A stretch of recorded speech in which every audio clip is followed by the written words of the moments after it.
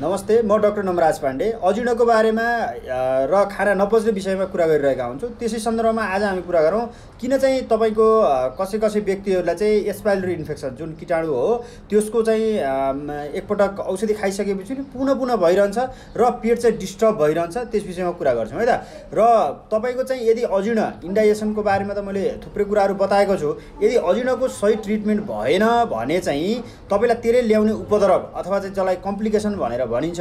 ती कुराहरू चाहिँ के हुन् भन्दाखेरि दाहा हुने, शरीर चाहिँ हातगोडा झमझमाउने, पोल्ने भइरहने, अन्य कुनै जाँचहरू गर्दाखेरि ती कुराहरू नर्मल हुने, त्यसै गरेर तिर्खा लागिरहने, प्यास लाग्ने, मुख सुक्खा हुने, विभिन्न प्रकारले मुख रोगहरू, मुखभित्र चाहिँ घाउहरू आउने, ती घाउहरू चाहिँ निको नहुने, त्यस्तै गरेर अम्लपित्तको समस्या, हाइपर एसिडिटीको समस्या, तपाईँले औषधि सुरुको अवस्थामा चाहिँ औषधि खाँदा काम गर्ने र पछि गएर औषधि खाँदा पनि काम नगर्ने अवस्था आउने, त्यस्तै गरेर पिनास साइनोसाइटिसको समस्या जसलाई हामीले प्रतिस्या भनेर भन्छौँ, त्यस्तै गरेर चाहिँ यो मधुमेह अथवा चाहिँ सुगरको समस्या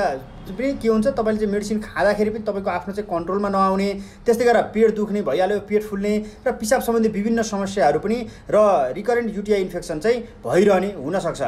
त्यसैले चाहिँ अजिर्णको यदि समयमा उपचार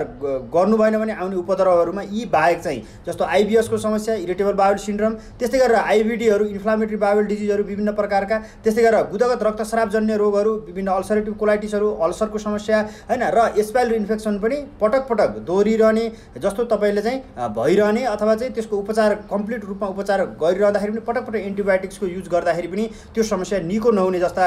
कुराहरू चाहिँ तपाईँलाई अजिर्णको समस्या छ र त्यसको सही तरिकाले तपाईँले उपचार जबसम्म गर्नुहुन्न तबसम्म यस्ता खालका कम्प्लिकेसनहरू, यस्ता खालका उपद्रवहरू भइरहन सक्छन्। र तर कसैले चाहिँ के हुन्छ, जसको अग्निबल सुरुदेखि नै मजबुत छ र पेटको समस्या खासै धेरै पहिलेदेखि नै होइन, पाचन शक्ति राम्रो छ, उनीहरूलाई चाहिँ यस्ता खालका रोगहरू चाहिँ के हुन्छ, एक डोज एन्टिबायोटिक्स खाएपछि अथवा केही समय मेडिसिन खाएपछि ठिक भएर जान्छ। तर जसको अग्निबल कमजोर छ र उसलाई चाहिँ बारम्बार उपचार गरिरहँदाखेरि पनि समस्या ठिक नहुने हुन्छ भने उनी त्यस्ता व्यक्तिहरूलाई उसको अग्निबल अनुसार, उसको शारीरिक बल अनुसार उसलाई चाहिँ अजिर्णको चाहिँ कस्तो प्रकारका चाहिँ लक्षणहरू छन् त्यसको आधारमा चाहिँ चिकित्सा गरेपछि बल्ल यी रोगहरूबाट तपाईँले के हुन्छ, राहत हुन्छ अथवा चाहिँ यी रोगहरूबाट तपाईँ मुक्त हुन सक्नुहुन्छ। धन्यवाद।